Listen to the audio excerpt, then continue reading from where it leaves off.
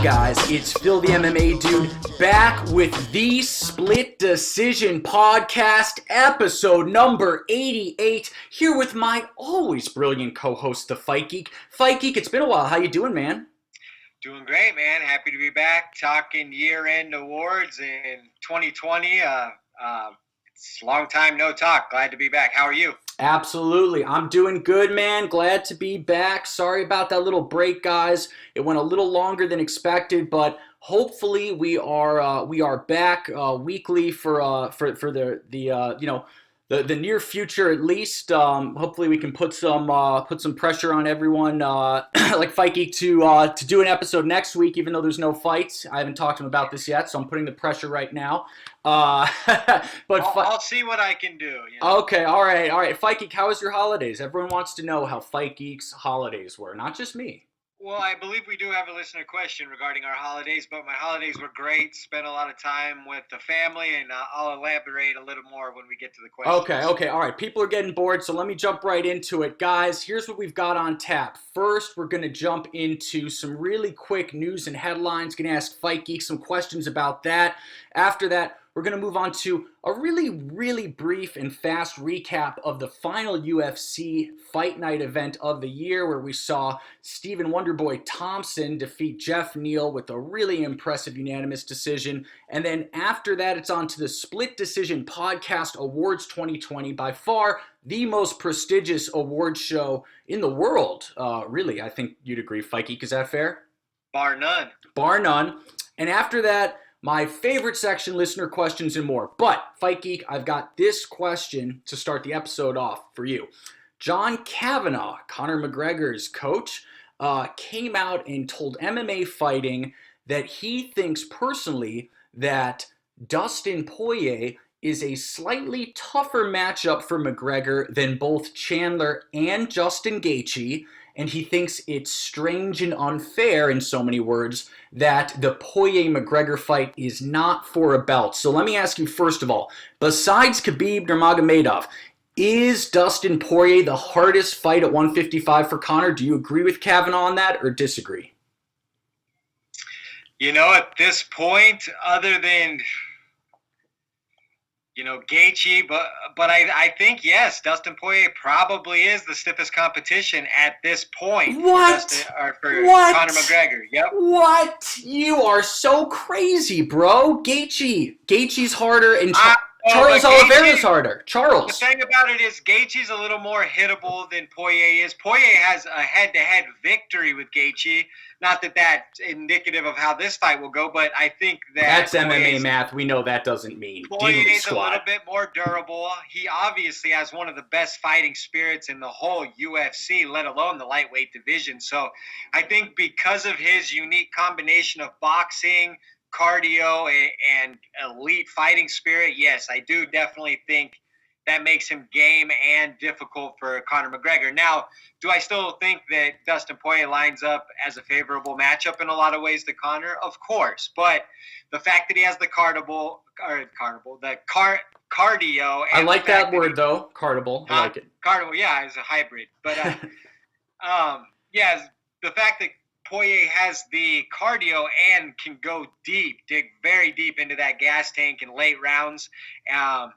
If he were able to extend Conor, let's say like Nate Diaz did, I could see him having a lot of success later on. But there's a lot of variables in this fight. We haven't seen Conor in a whole year again, and we haven't seen him at 155 in a very long time. So okay, all right, that's fair. That's fair. Yeah. I disagree with you.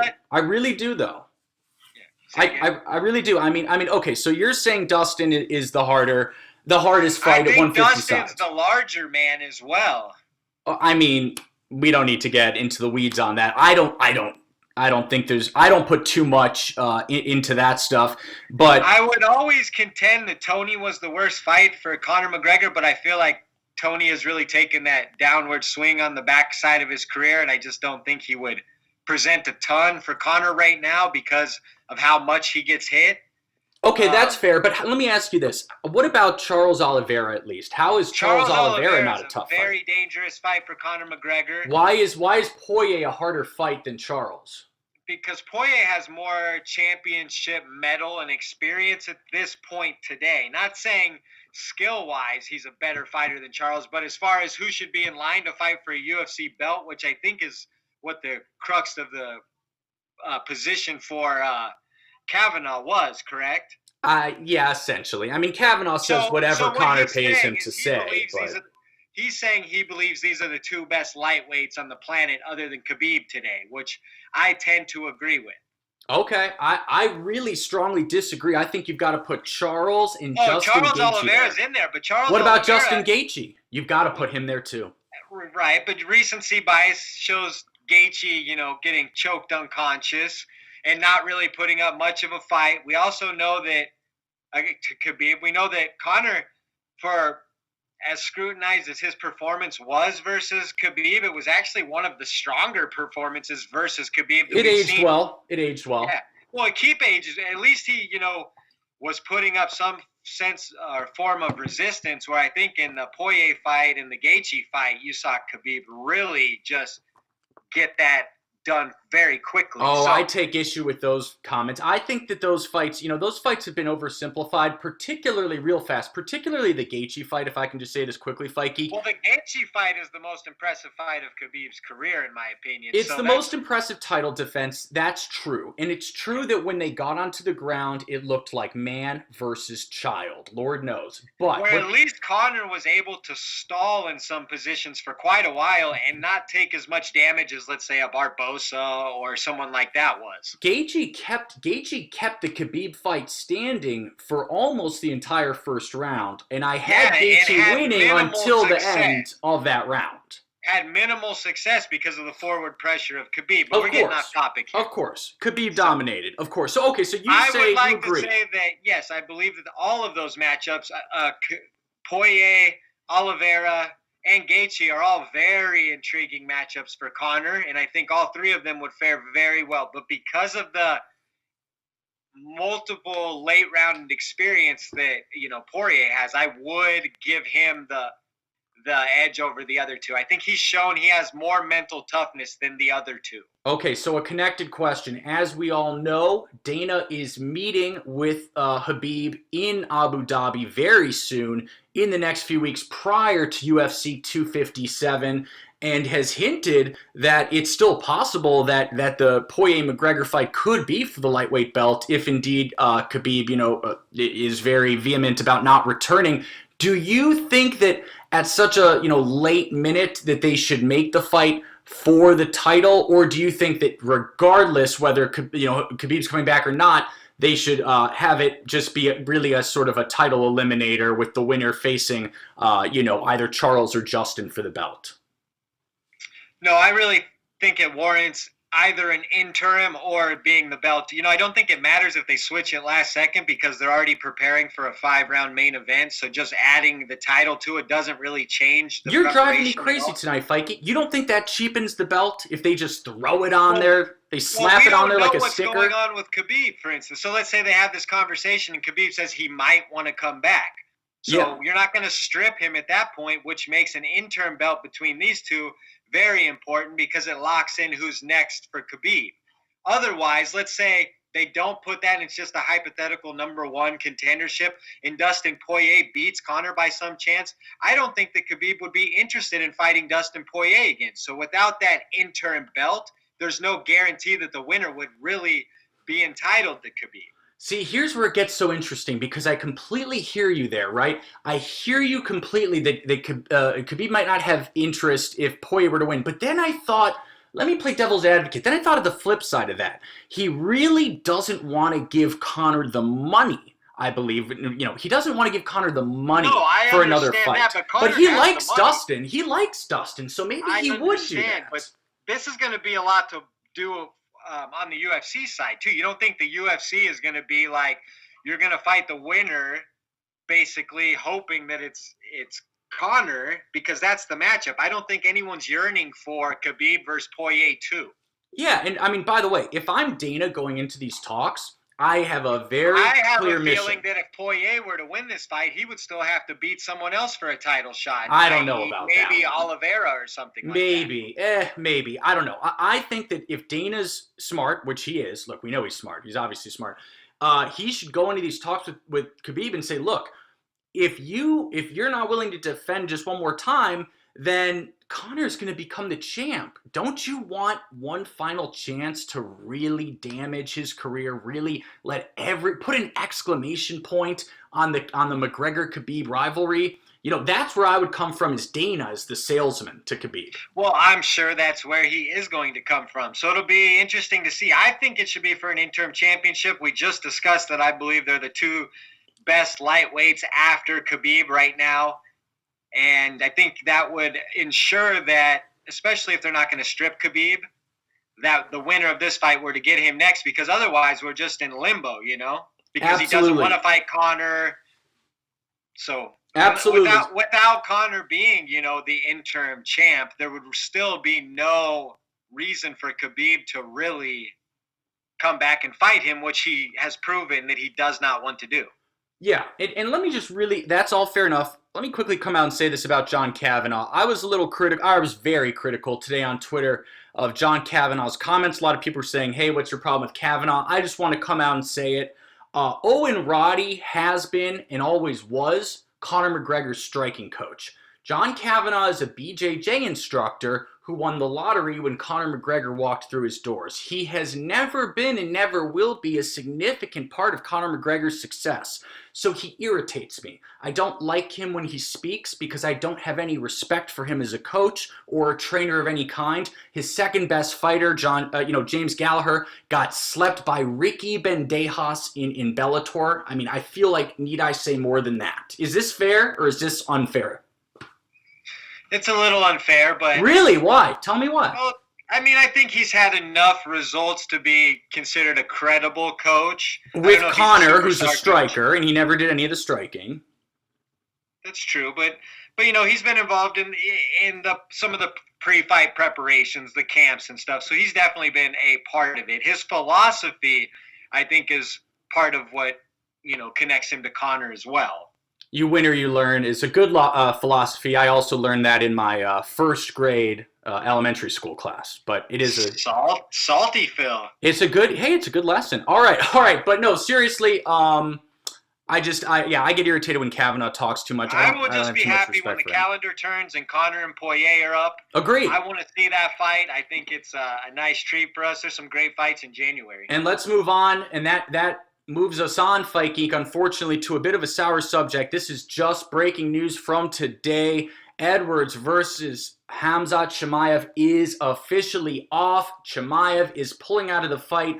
We don't know exactly why. There's actually multiple conflicting reasons. Combate America, which is usually pretty reliable, originally reported that it was a COVID-19 positive test for Khamzat, but subsequent digging from me, at least, has revealed that may not be entirely credible, to say the least. There's rumors, everyone, rumors, it may not be true, that Chimaev's comments about, if I see Conor on Fight Island, I'm going to smash him, may have played a role. I don't believe that. I don't think that played a role. What are your thoughts, Fight Geek? What are your thoughts? We don't know what to make of it. It's all speculation. Why is Chimaev? Why is he not fighting? I don't know what to make of it, other than it's starting to feel like this is a cursed matchup, similar to, you know, Khabib and Tony. Yeah. I think, how many times have they tried to make it this year? 3 at least, right? No, this would be the second, and then the next would be the third.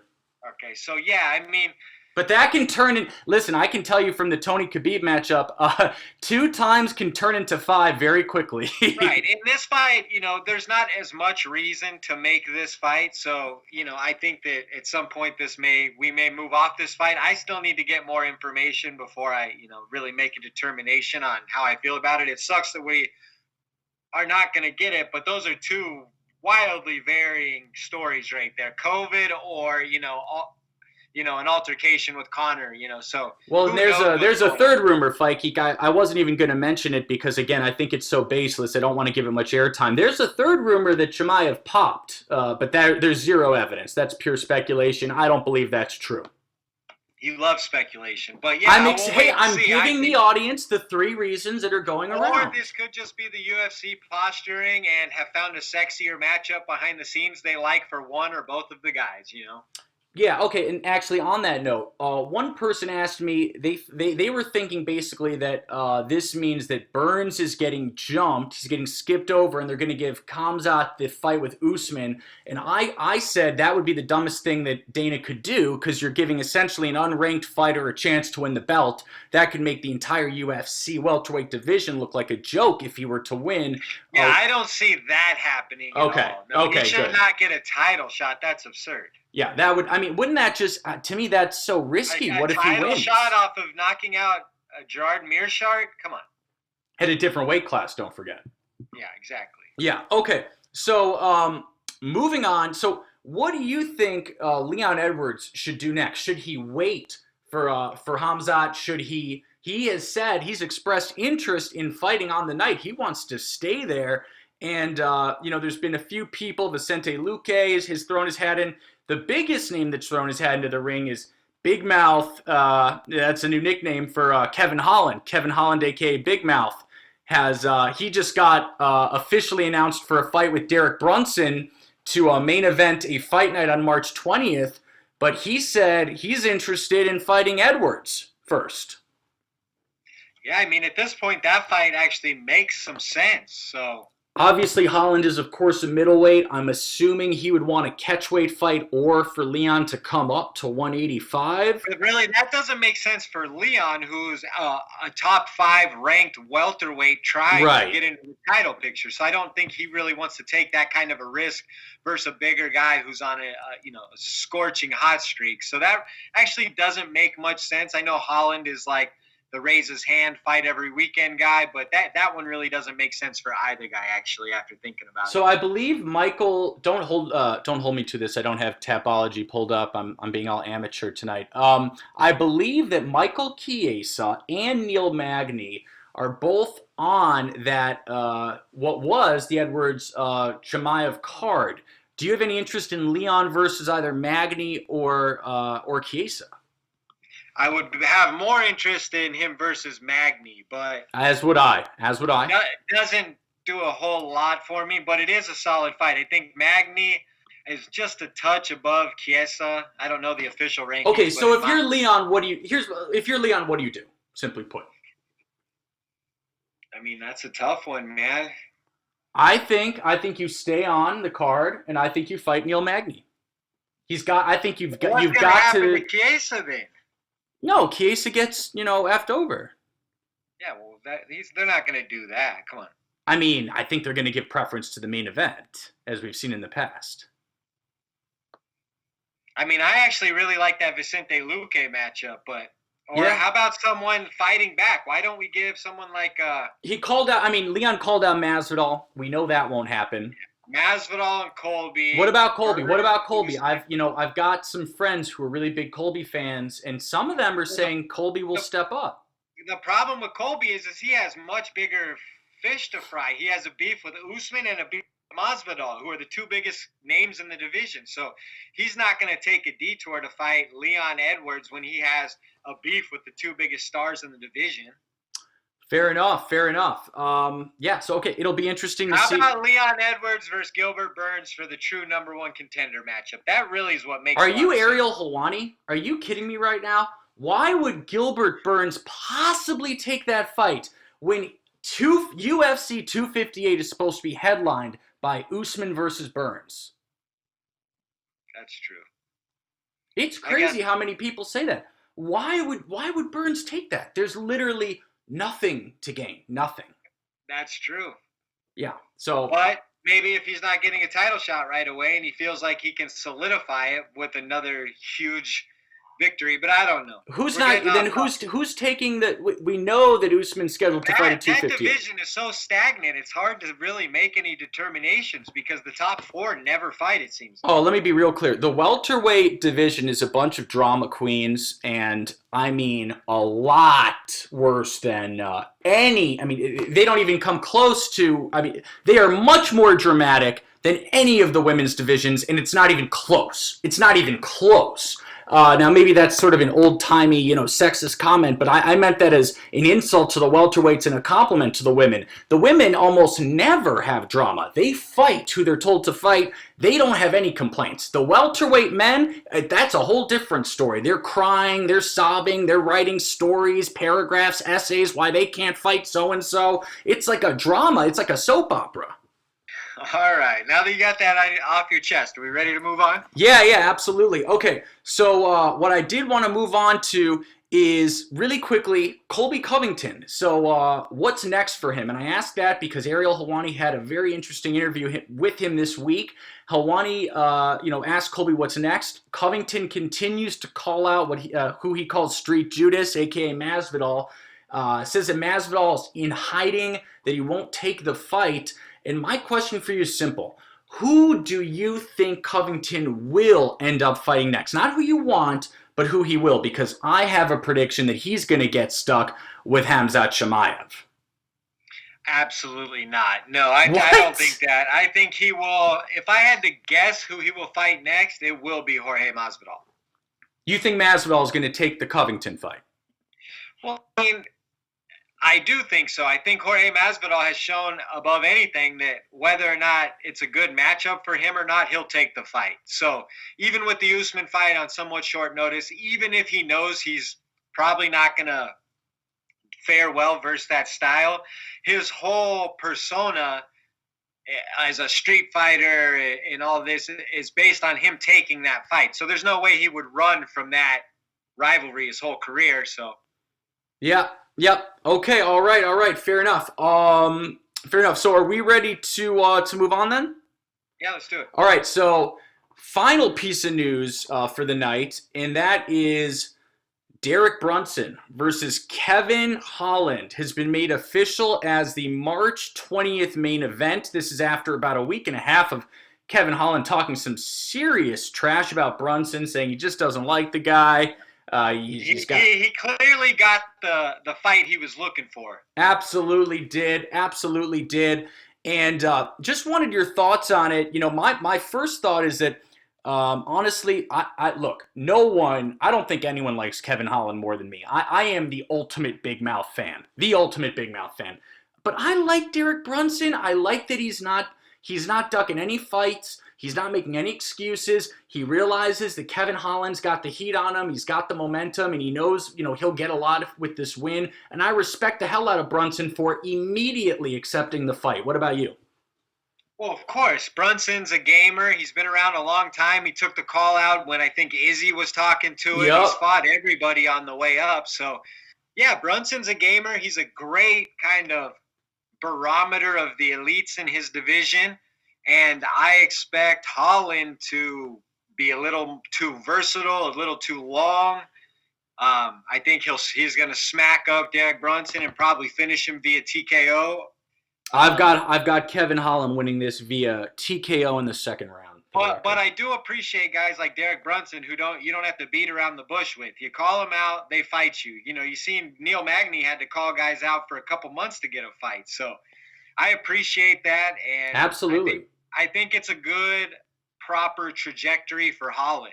Absolutely, and Holland should take note that Derek Brunson has improved exponentially over the last few years. He really has. He has, but he's still incredibly hittable.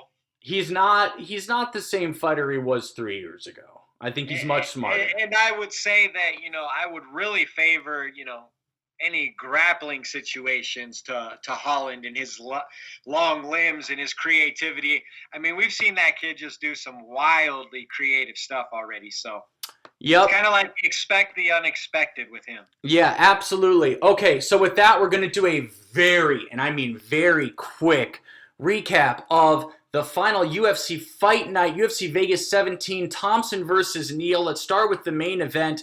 Wonderboy Thompson defeated Jeff Neal via unanimous decision. I thought that Wonderboy won all 5 rounds, but it was a fun fight throughout, but Wonderboy just a little bit too quick. And it had me thinking, Fight Geek, I really started thinking about it, and I said, wow, I come to think of it, Wonderboy doesn't really, he can't really be kept down by wrestlers, particularly in the last couple, the last 4 to 5 years. And what I'm specifically thinking of is the 2 Woodley fights, right? Woodley was in his prime, and even in that first fight when Woodley absolutely shut in on Wonderboy, he couldn't keep him down for long. So is Wonderboy still this kind of sleeper welterweight contender, or is time passed him by? Because he's about to turn 38 years old. I definitely think he's still a sleeper contender, basically because he has such a unique style that he is absolutely mastered. He completely nullified Jeff Neal in that fight. I know Neal had some success. He's a power puncher, and he had a lot of fortitude coming forward, but he was completely baffled by the footwork all night. He couldn't track Wonderboy. Wonderboy was able to stuff a lot of his lead shots. And yeah, I think because Wonderboy keeps his distance and has such exceptional hips and legs, he is able to steer clear of a lot of those takedowns. Now, do I think an elite guy like Colby Covington or Usman can close that distance, pin Wonderboy against the cage, and make it a tough night for him? Probably, but Wonderboy has trained the majority of the last decade with 185er Chris Weidman, who's a pretty good wrestler. So I think that's probably something he's developed more than anything in his UFC run. Yep. So yeah, definitely think he's more well-rounded than people give him credit for at first glance, considering he's been training as a UFC fighter for probably close to a decade now. Oh yeah, yeah, absolutely. So I think he's in there. I wouldn't mind seeing the Masvidal rematch. I know that Leon Edwards wants to fight right now, but if he could wait till March or something and let Wonderboy heal up, that is truly the matchup that makes sense to me, is Leon Edwards versus Wonderboy. They both really occupy that 4-5 space, in my opinion. I think the only issue with that is if I think a lot of people are thinking if Leon can wait a month, why can't he wait for Khamzat? I understand, but to me, beating Wonderboy at this point does more for a title shot than beating Khamzat. But it should do more, but you're thinking too logically. It should, but I don't know that it actually does. So yeah. So it's going to be tough to see what happens with the welterweights going into 2021, because there's a lot of they're the biggest drama queens in the UFC, bar none. I maintain that. All right. So let's go on to the co-main. Jose Aldo picking up a very solid win over Chito Vera. He looked so good, man. How good did Aldo look? I thought both of the guys actually looked good. I don't think Chito Vera got ran over by any means. No, it was 1-1 going into the third. Absolutely, and I think Aldo showed kind of his experience and kind of did enough to win. But no, he continues to look good. And I think he's only 34, so he's still got time. He's got wins versus Marlon Moraes and Chito Vera on paper in that division now, so he's a viable player. I mean, he technically lost to Marlon, to be clear, but yes, many said that he won the fight. Yeah, well, maybe he just won in my head. Sorry. I hear you. I mean, Dana treated it like a win, so it's right. Fine. So what I'm saying is, Aldo has truly reinvented himself as a bantamweight, which is bizarre. Isn't that insane? I thought it was going to be such a failure. Especially because he struggled with his cardio in the other weight classes, and now he seems, I don't know, it's bizarre. It kind of defies reason, but it's great to see him out there still having success. Kind of sucked at the expense of one of my favorites, Chito Vera, but, he did enough to win, in my opinion. Yeah, I definitely agree. Well, what Aldo said about that real fast is Aldo claims that when he was the featherweight champ, that he was cutting weight without a nutritionist, if you can even believe it. That sounds absolutely insane. But now he claims he's hired a nutritionist. You can do that kind of thing until you get into your 30s, right? Right. No, he claims he's hired a nutritionist now to help with this bantamweight cut, and that it's going great. You can see it. He's not carrying any body fat. No, not at all. I thought Aldo looked absolutely amazing. I mean, what more accolades can I give to Jose Aldo? One of the top 7 fighters of all time, without question. 100%. And the more he reinvents himself at bantamweight, the more it just kind of props up that resume. Yeah, he's incredible. And I know there's a Tj Dillashaw question, but I know that he was a popular name in a lot of these guys' mouths that weekend. And I know that Aldo versus TJ has been rumored. What do you think of that matchup? I love it. I think that's the fight. I know that Cody Garbrandt has been um, sort of insert himself against Jose Aldo. See, I don't. I know. I agree with you. I prefer I Dillashaw feel like Aldo. TJ versus Aldo is a much better fight. I completely agree. I think that's the fight. I think you make that a 5-round main event. There's going to be so much going on in there, and I actually would probably favor TJ on points in that one. Oh man, I don't know. See, it's going to be a lot of fun when Dillashaw comes back because I don't know what to expect without the drugs. Maybe it'll look very similar. Maybe it will be a show. He's not going to lose his footwork or his technique or his brain. He may not have as much cardio and power, but he's still going to be a very viable fighter. Yeah, should be very interesting. Okay, we're going to just dance over this one. Well, let's just touch on Marlon Moraes getting taken out again. Against Rob Font. That's a huge loss for Moraes. I think Moraes has got to... Huge win for Rob Font. Huge win for Rob Font. Moraes has got some serious thinking to do. I mean, I haven't seen such a big dramatic fall off so quickly since Renan Barão. Renan Barão. I mean, way too, but it's much different. Renan Barão seemed like a USADA case where Marlon Moraes just seems to have too much bulk. He just ends up he gasses out every time. He gassed out defending a takedown, and then his arms were too heavy to defend himself. You could even see in the replay him trying to shake out his arms because they're so full of lactic acid. Too much muscle mass for a bantamweight because we've seen this time and time again with him where he's incredibly explosive and powerful early, but 3 to 5 minutes into the fight, he's literally can barely protect himself because his arms are so heavy. 100%, and he really does have to figure that out because technique wise, I don't think there's many better than Marlon, but this is a major weakness. Yeah, and I mean when you a lot. And he was destroying Henry Cejudo in the first round of that fight, destroying him. I was there live. I was there in person. He was chipping away at him, destroying him. Still got stopped in the third. Yeah, he ran out of gas. And then, Jose Aldo was technically a win, but I scored it for Aldo, as did most. So it's really been pure. Marlon slowed down significantly in that fight. It's been pure disaster for Marlon. So what is the, do you think he needs to go down to flyweight?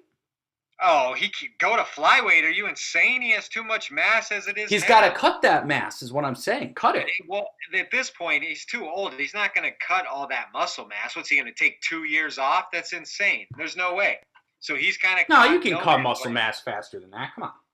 No, dude. You see when that guy weighs in, he's got his stomach and he has no body fat. What? He's going to have to lose muscle to get down. I think that's a horrible idea. So you think you should go to featherweight? I mean, because it's that's a shark's. I mean, that is really a shark's. Maybe he's just gonna have to look into the cardio nutrition portion of it because I don't understand what happens to him. He just seems to fade so fast. Okay, and then really quick, this is the last fight that I wanted to cover. Maybe you can insist on another after this, but Marcin Tybura getting the stop against Greg Hardy in 4 minutes of 31 seconds of round number 2 via TKO via ground and pound.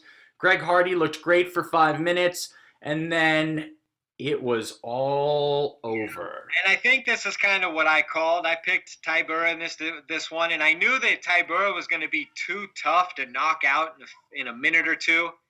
And I figured he would weather an early storm, and I figured Hardy would slow down, and that's exactly what happened. And yeah, exposed big time. I think that's where you see there's levels to this, Yeah, okay, so let me ask you this question.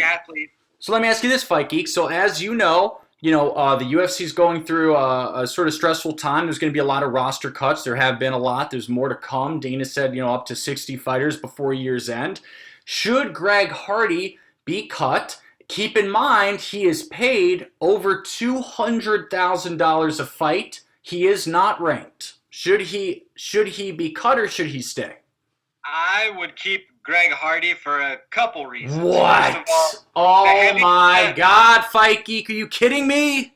Well, the lack of depth in the heavyweight division, the lack of names outside of the top 5 of the heavyweight division, the fact that Greg Hardy still has some potential, and the fact that people will always tune in for the chance to see Greg Hardy lose makes him still a very valuable commodity to them. Okay, so I keep hearing that. I keep hearing people say that. Oh, they want to tune in to watch him lose. We've tuned in and we've watched him lose. We've watched him lose many times. Yeah, people will continue to be happy watching him.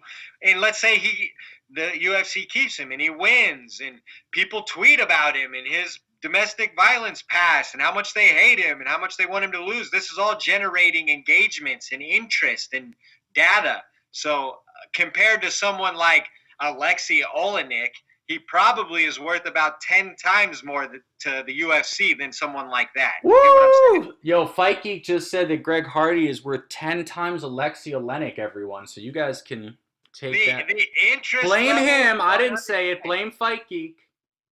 You tell me if you put up let's see who cares about an Alexei Olenek fight and let's see who cares about a Greg Hardy fight. I think it's a drastic difference. I bet you Alexei Olenek subs the shit out of Greg. Well, sign me up. That's what people would love to see. I see what you're saying. Yeah, it's true. So not saying Greg Hardy isn't one of the bottom 60 fighters on the roster. I'm just saying his unique situation as a heavyweight, an athletic guy with a checkered past who everybody loves to hate, gives him a lane. Yeah, absolutely. I guess the only reason that it even annoys me, it's not because of his checkered past, which, by the way, obviously I'm disgusted by. I don't have any, sympathy for it. But more than the checkered past, the dude's losing. He's not winning. So, well, I mean, he's not losing any more than the Justin Taffas and people like that. Well, of course, but I mean, those are losers. Tanner Bozier just lost his last fight, so I mean, he's gonna be in that Tanner Bozier type range, Yeah, and excuse me, I shouldn't have said Justin Taffas a loser. I shouldn't say that. That's not fair. No, I'm just saying that lower tier. Yeah, no, I know what you mean. Yeah, I mean, you can't have Alistair Overeem and, Andrei Arlovsky fight till they're 100. We're going to have to start to replenish the heavyweight division at some point, and that's the kind of guys who are going to do it. All right, real quick, and this is our last thing. Anthony Pettis, Showtime Pettis, won against Alex Moronio via unanimous decision, and he is now off to the PFL, where I have zero doubt that he will easily win the $1 million grand prize next year. Yeah, I don't agree with you that he'll easily win. There's some wrestlers over there, Lance Palmer. Are these in lightweight? Yeah, lightweight. Lance Palmer is going to give him a problem, I believe. Or no, sorry. Lance Palmer's featherweight, sorry. That's what I thought. Name a lightweight. Anyways, I'm just holding out hope for a 170-pound Rory McDonald versus Anthony Pettis fight. I don't think Pettis is going to do that because that would be foolish, wouldn't it? You never know what he'll do. He may go to 155, but I think 170 is the better division for him over there. Well, it's much more competitive, but he wants to win the $1 million. Well, sure. I mean, I would favor Rory in that fight. I think anyone would. Yeah, but I think it's a good move for Pettis at this point. He's taken a ton of damage in his last few years as a fighter, so this will give him an opportunity to go to PFL and prolong his earning power. And it'll be exciting to see Pettis in that format, I think. I like Pettis. He's an exciting fighter. He's a perfect type of guy like Rory McDonald to go over to PFL, give them some faces that are worth tuning into, and then you can build around them with some of your other guys. Yeah, and absolutely. And it was nice to see Pettis have kind of, a signature performance on his last fight of the UFC. He landed, was it a spinning wheel kick? I believe so. And wobbled Morono and kind of, had his moment, a good win. So it was a nice time for them to split. But, I would have loved to see Anthony Pettis stay. He's obviously an exciting fighter, but the smart money was in PFL, I bet. Yeah, absolutely. Look, I remain a diehard PFL hater. Proud of it. Went to the second PFL show of all time where Kayla Harrison made her debut. They had the cage on a theater stage. So you're going to tell me, though, if PFL can put on a card with Clarissa Shields, Pettis, McDonald, and guys like... What am I going to watch with Clarissa Shields? Cooper? Wait. What am I expecting with Clarissa Shields? The boxer? You mean the boxer who signed up, who doesn't know anything about MMA whatsoever? What am I going to see with her? Well, she's training in Jackson Wink, so I'm sure she knows more than you're giving her credit for. But all right, let's keep it moving. Is that something you can learn in 3 months? Maybe. Maybe it is. Maybe it is. Maybe. Maybe the answer is maybe. All right, you ready to move on to listener questions? Not quite yet, because first we have to do the Split Decision Podcast Awards 2020, don't we? Oh, yes, we do. Okay. All right, look at you trying to jump ahead. Jumping the gun on 2020 awards. Okay. The Split Decision Podcast Awards 2020, everyone. This is what Dana White literally stays up at night to hear what the Split Decision Podcast Awards are. I heard this from a friend. I'm not saying it's a fact, but I do hear that it's a rumor that's basically completely true. So. I can verify this source. Okay, let's get into it. So where do you want to start? Submission of the year? I think we should start off with... let's start off with Breakout Fighter of the Year. Breakout Fighter of the Year. This is a tough one. I think the two names floating back and forth are obvious, and I think you could go either way with them. But because of the quantity, I will go with Kevin Holland going 5-0 this year, and with a spectacular finish of Jacare Souza. I think he was, a guy we knew was on the radar, but he surely announced himself as one to watch heading into the next era. So, yeah, absolutely. So, in terms of Breakout Fighter of the Year, I am going to have to also say Kevin Holland.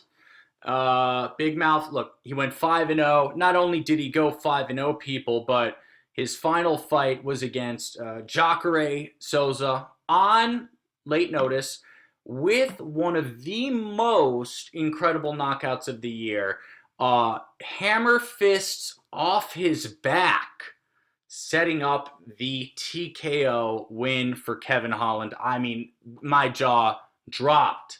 What did you think of that one, Fight Geek? That Jacare finish? Yeah, it's one of those things where it took you kind of a second to process what had happened. You saw that he kind of hit Jacare with a hook off his back and stunned him, and Jacare fell back, and then he turned that finish into a standing vicious ground and pound with Jacare bent back. So it was a little bit of a mind bender because you hadn't seen anything happen like that.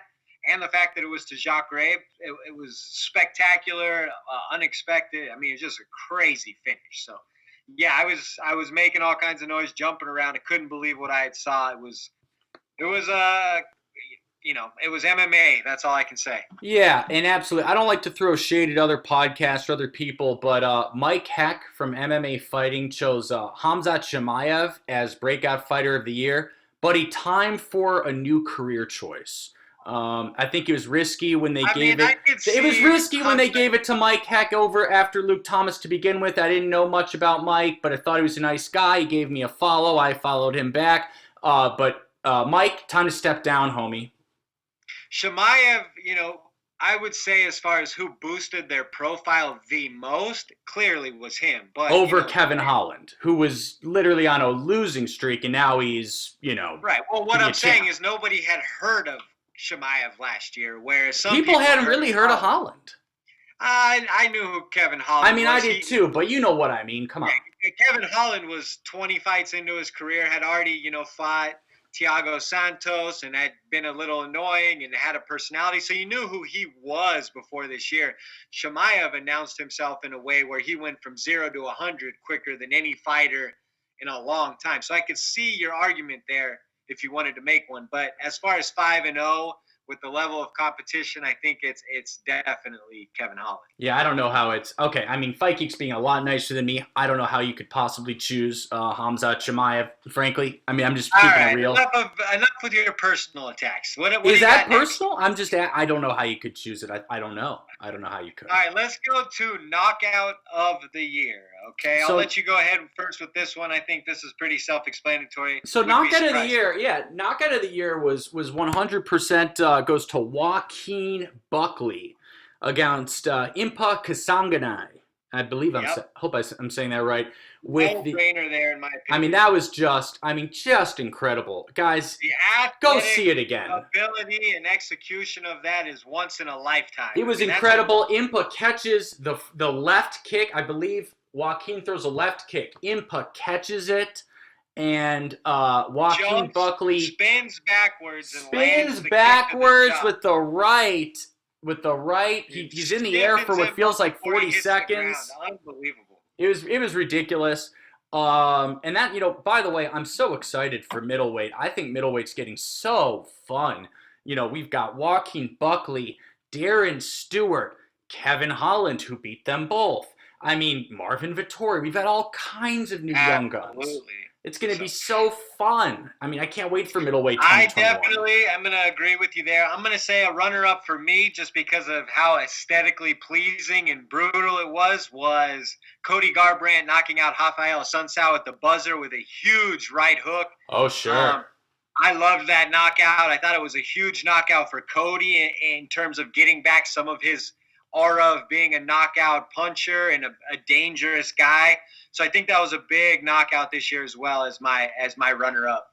So I'm surprised you mentioned. I thought you were going to say is my runner-up for sure is Kevin Holland TKOing Jacare off his back with hammer fists. That was pretty amazing. That was up there, but that Cody one, the timing, he kind of sits down. And it was like a buzzer beater, beater 3. It was full bore, full extension, perfect punch, and it's like one of those NBA games where they hit the 3 at the buzzer. Exactly. So yep. I'm going to go with Cody as my runner-up. All right, yeah, my runner-up is Holland defeats Jacare. Okay, moving on to submission of the year. Do you want to go first or should I? Sure, I'll go first. I think I've already seen some publications name this submission of the year, but this was truly the most shocking submission I had seen all year. AJ McKee's modified neck crank on Darian Caldwell at Bellator 253. This was a big test for AJ McKee. There was a lot on the line. I think people were continually waiting to see AJ McKee tested, and this was going to be a huge test for him. And the fact that he was on his back early versus the wrestler, and for him to pull out a submission like that and tap out a guy like Darian Caldwell, who's a former champion, was unbelievable and just shows you that the sky is truly the limit with AJ McKee. So that was my pick for submission of the year. Yeah, absolutely. So mine has to do a little bit with the circumstances, just in terms of what we were expecting. UFC 250, we had Aljamain Sterling versus Corey Sandhagen. This was a very well-hyped fight, and it was just ridiculously awesome, frankly, watching Aljo just kind of become the human backpack that he is on Corey so quickly and get that rear naked choke. Inside of, it was definitely inside of 2 minutes. I don't have it exactly pulled up. It may have even been inside of, 1.5. It was definitely brutal and powerful. He just got that back and took care of it quick. Yep. So that's mine. And again, if not for the pure technicality of it, it's for the result. I mean, at least I certainly didn't see Aljo just, bulldozing Sandhagen like that. And he did. And it was incredible. 100%. My runner-up, I'm going to actually say Khabib choking out Gaichi. Okay. I think that was a great submission because, Gaichi was really being billed as, the toughest test of Khabib yet.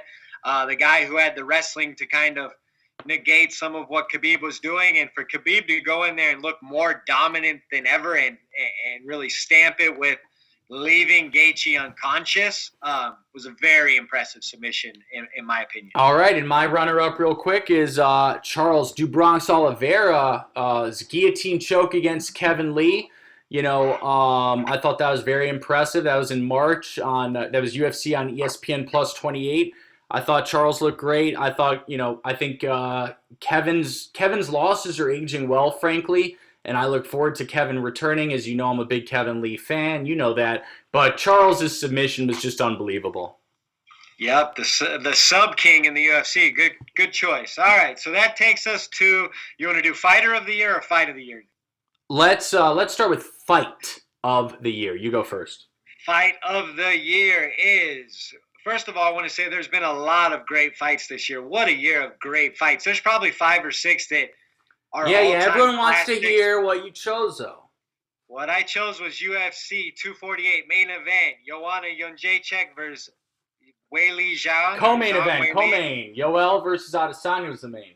Oh, you are right. Okay, I'm mistaken. So JJ versus Weili was the fight of the year for me.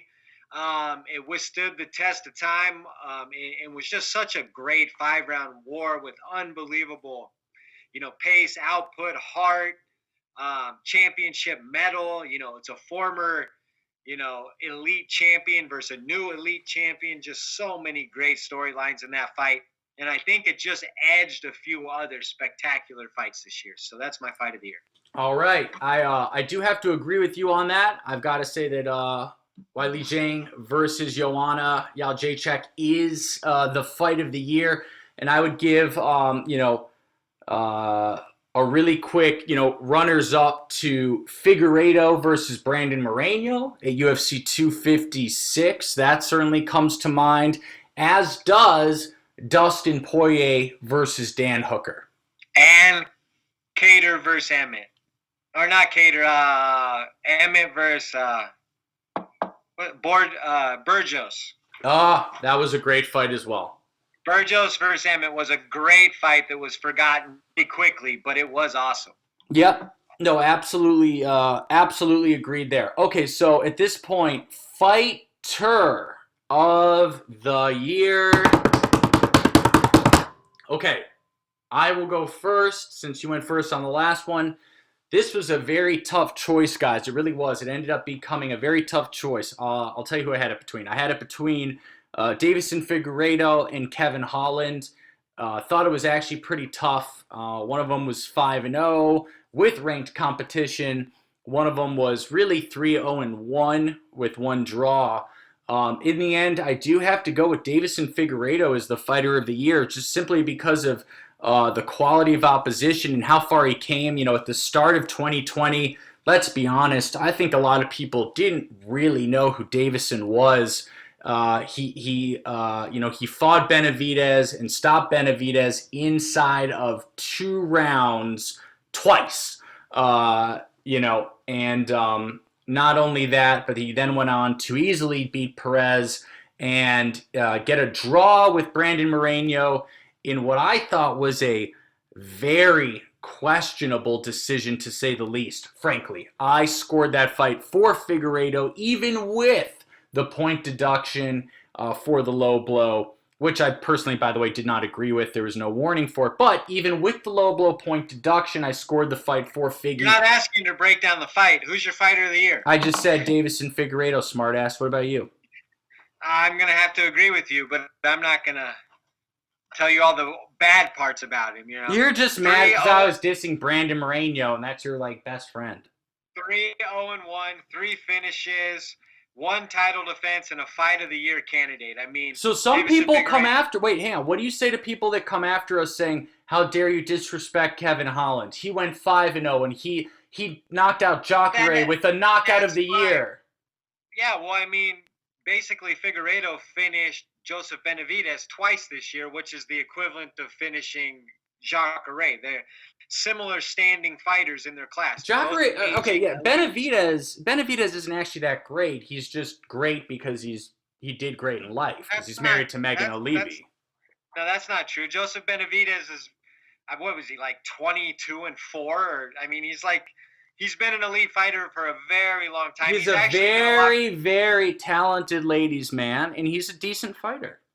Yeah, well, he's fought for more titles than Jacare has, so I will say that he's a more impressive victory. I mean, he leads a more impressive life than me, that's for sure. Right. So I would say Figueiredo's wins over Joseph Benavidez are slightly weighed more than the Holland win over Jacare, in my opinion. So I mean, I agree. I give Deiveson Figueiredo fighter of the year.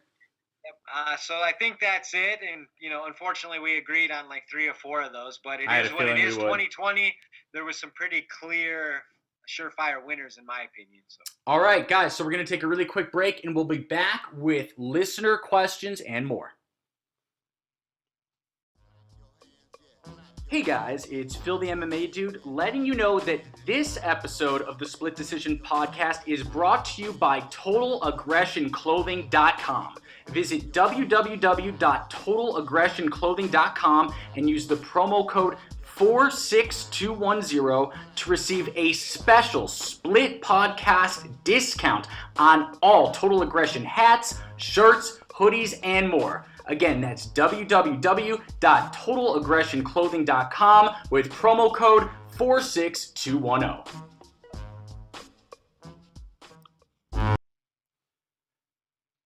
Hey guys, it's Phil the MMA Dude back with the Split Decision Podcast, episode number 88, here with my always brilliant co-host, the Fight Geek, and it is now time for my favorite section of all, Listener Questions!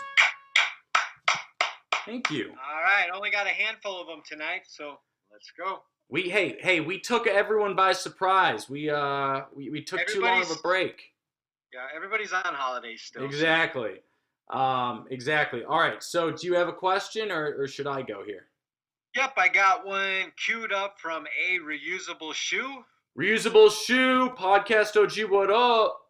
He said, "How were your holidays, boys? And who do you see Gaichi fighting next?" So, first of all, my holidays were great. Went up to Sedona, Arizona, stayed in a timeshare, just got off the grid. That's why I wasn't able to record last week. So loved the holidays. Going to get back to it, though. Looking forward to 2021. And who do I see fighting?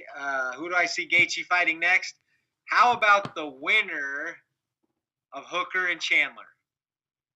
Unfortunately, I agree with that, which is annoying. So I'll focus on the first part of the question. How's my holiday? It was great. Thank you so much for asking a reusable shoe. Went back to Chicago to visit the parents who I hadn't seen in nearly a year due to this horrible COVID nightmare. I had to be all careful and get COVID tests responsibly before and after, blah, blah, blah. Did all of that stuff and still was able to visit them, which was great. And then, I'll even share, got a little fat during COVID, got to 215 pounds. I'm 6'1", so that's a little way too big for me. I'm usually 185. I'm now down to 192, trying to get back there. I'm very close now. So, it's been comeback season for Phil. Comeback season. All right. Absolutely. So, okay, love that question. Next question is from our man, Eduardo. That's at Landa Crew. Guys, give Eduardo a follow. He is always bringing the fire questions. He says, should the Edwards versus Chimaev matchup be rescheduled, or should Edwards just fight anyone available? Hashtag AskSplitPod. Fight Geek, what do you think? I think we touched on it a little bit. I guess you got to find out a little more about why this is being canceled. If it's because there's rumors flying all over the place. Yeah, so if the UFC wants these guys in different matchups, I doubt it'll be rescheduled. If it's really a COVID-related incident, I could see it being rescheduled.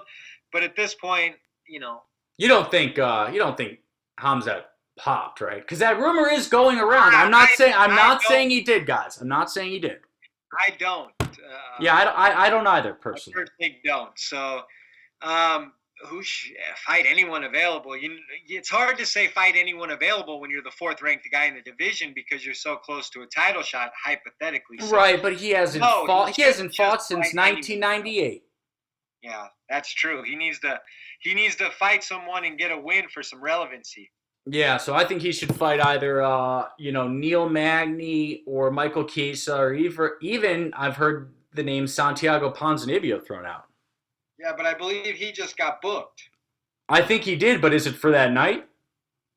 I don't know off the top of my head. If it is, maybe that's a consideration. If you're just pulling fights apart on that card to give him matchups, I don't think that's very realistic. UFC doesn't like pulling a matchup apart on a card to give one guy a matchup because you still end up with another fighter who's not getting a fight.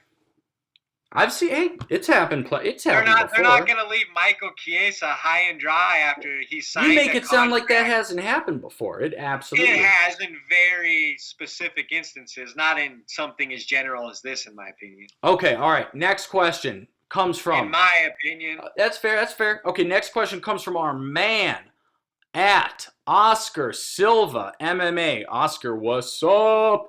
Oscar's been a good friend of the program for the last 6 months, but he's been very consistent in the last 6 months. Oscar, we appreciate you.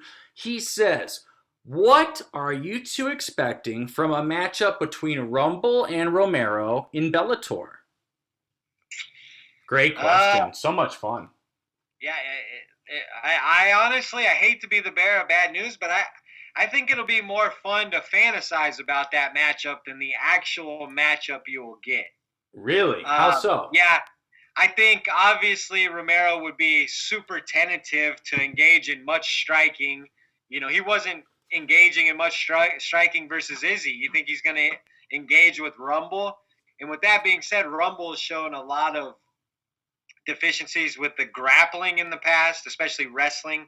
So I could see this being kind of a low output type fight with Romero maybe, trying to implement some wrestling and some clinch work, but I don't think it would be as much fireworks as people expect from the names. Wait. Okay, so wait a second. Who do you favor in that fight?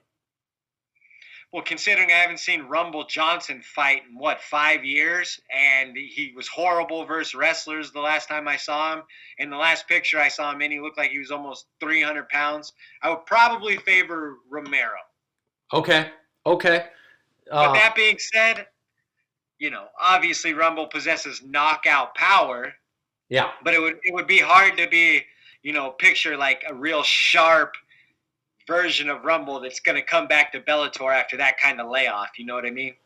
I think that's all very fair. Having said that, I think it would be... If he was having a hard time with his defensive wrestling in his prime when he was having full training camps, I think now that he's 5 years older and been out of the game for a while, is just going to make that deficiency more glaring. But with that being said, he clearly can knock out anyone at any time, so that is the intrigue. Yeah, it's really interesting hearing you say this because on one hand, I completely agree with you, Fight Geek. On the other, I feel like if Rumble doesn't beat Yoel Romero, who, by the way, is really a middleweight, then, that's really bad for Rumble. Sure. So I feel like Rumble's going to get it done. You've seen Romero. He is savvy enough and has been in there. Of course he is. He's extremely savvy. He's very savvy. He's got a jaw that we've never seen him stopped. So when you put those kind of, things together, it's hard to see him getting knocked out cold by Rumble coming off of a, layoff. Not saying it couldn't happen. But even if, Rumble were to lose on points or something to Romero, there's still plenty of fun fights for Rumble. I mean. Oh, absolutely. Absolutely. Go ahead. Rumble versus Corey Anderson is obviously an interesting fight. Do you think they should make a Grand Prix at 205? I think it's a no-brainer. Yes. No-brainer. I like the ideas of the Grand Prix, but the last few Grand Prix have just taken too long. So I'd rather see some of these matchups a little quicker. Actually, that's fair enough. These are all headlining fights. I'd rather just see these guys headline their cards. Damn, sorry guys. Look, I always look to disagree with Fight Geek. I just refuse to fake it. Unfortunately, right. I do agree with that point. Yeah, so when you're signing names like Rumble and Romero, I think those are guys you want to put at the top of your bill. Yeah, absolutely. Okay, this next question comes from Split Podcast OG Jalen Ware. That's at Strive2 B, the letter B, _GR8. Guys, give Jalen Ware a follow. The dude has stayed extremely ripped even during COVID. I don't know how, so, fuck you, Jalen, on that part. But no, I'm just kidding. Love you, Jalen. I'm just jealous, that's all. He says, realistically, what are your expectations for Tj Dillashaw's return, and how does he fit into the title picture, #AskSplitPod? I definitely think he returns in as a top 5 guy in the division. Mm-hmm. What he was popped for in his style, he's not a big power puncher, but he does rely on, cardio and kind of extending the fights and really putting the pedal down later in the fight. So it'll be extremely interesting to see if that is something he retains or not when he comes back. I think that'll be very telling as to whether or not, this is like the politically correct answer, he can be an actual title contender, because Tj Dillashaw at his best, I think, can steer clear of a yawn long enough to drag him into deep waters and make it interesting. Now, do I think he beats him? No, but I think he's competitive with him. Tj Dillashaw versus. Oh, I'm not convinced of Peter Yan at all. I mean, as far as I'm concerned, he's a bit of a paper champ right now. I like Tj Dillashaw's chances versus them. No, Jan's got to fight in soon because. I guess I'll say it like this. I don't want to put too much stock in TJ coming back from a drug suspension, but I still think it's a pick'em versus any fighter in his division. Yeah, I think that's until I see otherwise, until I see him slowed down, until I see him out of his depths and not looking the same, I have to believe that guy is a maniacal competitor. Yeah, and Jalen, I hate to admit it because unlike Fight Geek, I am not some huge TJ the Viper Dillashaw fan. I think he's sort of this unlikable drug cheat weirdo. But having said that, I have to, recognize his talent and his greatness. If you don't think that TJ and I know how good he is, just relax. His coach have been sitting here for the last 18 months trying to figure out how to prove everybody who thinks he's a drug cheat wrong. That's all they're doing. I'm sure. Well, it will be interesting because there's going to be a lot of, there will be a lot of pressure, Fight Geek, because he's got to perform now, or people will say. I honestly think the most dangerous fight he could come back to is almost Aldo. That's why I like the Aldo fight so much. Well. Yeah, I mean, I think it's a great fight for both of them, and I think there's going to be a lot of eyes on TJ to see. Is this guy a drug cheat or is he for real? So, there's going to be a hell of a lot of pressure on TJ. I hope he's ready. 100%. He'll be ready. All right. Okay, so moving on to my man Juice with Fighting With Myself podcast. Great podcast. He's the man that's at FWM_pod. He says, what was your favorite feel-good moment of 2020? #AskSplitPod. Fight Geek. Go ahead. I'm drawing a blank on feel good moment. Let me think about it for a second. You got one queued up over there? Feel good moment. Okay. Feel good. All right. I admit that's a little tough. Let me start off with. Look, I'm kind of biased here. I'm going to say Adesanya Costa. I know a lot of people feel very differently. I know Israel's a very alienating figure, but I was extremely excited for the fight. I was rooting for Israel, but I was also being very realistic, and I thought, this really might be Israel's match here where he meets his match. I think Costa's very dangerous, could easily beat him. Not only did Israel win, but just to see sort of how badly he humiliated Costa, it left my jaw on the floor. I mean, it just kind of showed you this guy is really, really special. Right, but that's not a feel-good moment. This is like it was feel-good for me. I like Israel. Maybe if you don't like Israel, it's not feel-good. You were rooting for Costa, right? No, but that's not a feel-good moment. A feel-good is like... Feel-good means you're rooting for someone who won, no? No, it's like somebody who overcame something or somebody who achieved something. Israel overcame all of the gay jokes and all of the king of bitches comments from Paulo to pretend to hump him in the ass after he beat him. Well, that would be your feel-good moment. Fuck you. Shut up. Feel-good moment. I honestly... no freaking clue. What about Kevin Holland beating Jacare? Come on.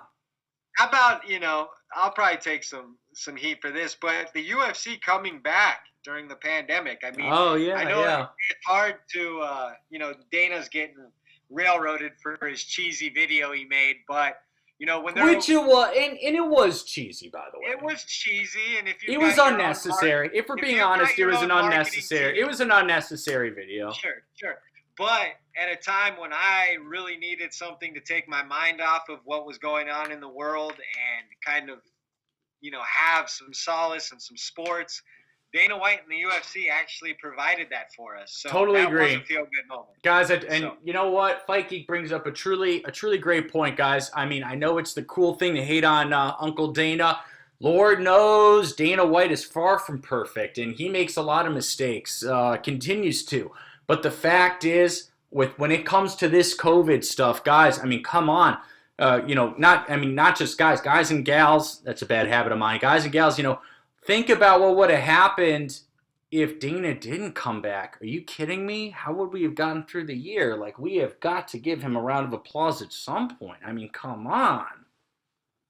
Right? Yeah, right? I think that, it's am I sounding like a suck up tool for saying that? I mean, tell me. I mean, I'm grateful that we got fights, and we got some of the greatest fights ever this year. That's what I thought. I'm not trying to be, some suck-up tool. I'm just saying, like, this year was horrible, guys, and we were very lucky that this sport continued the way that it did. I mean, most sports did not. Totally agree. Yeah, so I'm grateful for that. I realize Dana's far from perfect, everyone. Far from it. Absolutely. But with COVID, his for lack of a better term, ballsiness did pay off despite the risks. And yes, there were a lot of risks. It was very risky. Was it necessarily the safest move? I don't know. But you know what? It did work out, and he does deserve a little bit of credit for that. Awesome. Okay, so I think that does it for our Twitter questions. I've got one voice question. You ready for that? Hit me, baby. Let's go. It's coming from Kairos. Kairos. All right, here we go. What's going on, guys? Simple question. Who is Leon going to fight? Who should he fight? I'm sick and tired of watching this man not compete when he's one of the best welterweights on the planet. What win against what opponent is going to garner him the most respect? Because he's just going to keep getting disrespected the longer and longer he doesn't compete. Let me know, guys. The fate of the sport is in your hands. Okay. I love Kairos so much, bro. So do I. The fate of the sport is in your hands. I think if we go back, if he really wants to fight now, I like the Magny idea. If he can wait, I like the Wonderboy idea. I think those are the fights for him right now. Yeah. I mean, I honestly, I kind of agree with that. Magny right now, wait Wonderboy, wait Khamzat Chimaev. I unlike Fight Geek, who says he won't get any credit for beating Chimaev, I disagree. I think he'd get a hell of a lot of credit. I know, but do you think if he beats Chimaev that Usman's going to be impressed? I mean, I don't really think. I don't think. I'll be honest. I don't think Dana gives too much thought about what Kamaru Usman thinks of any performance. I think he just tells him who to fight.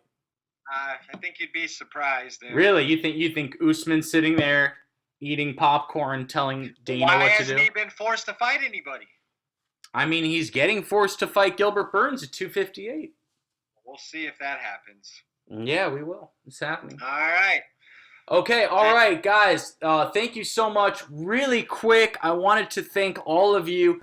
Episode 87, our last episode, it was a few weeks ago, but it actually got some of our highest listener views ever. If you're listening to this on YouTube, please hit that subscribe button.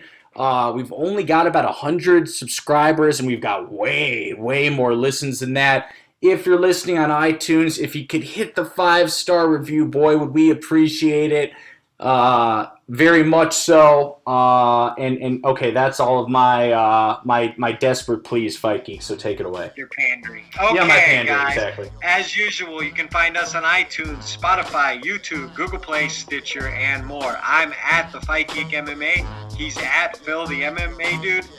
We're at Split_. It's 4 words, the Split Decision Podcast. Thanks for tuning in, and we will talk to you next year. Peace. Peace.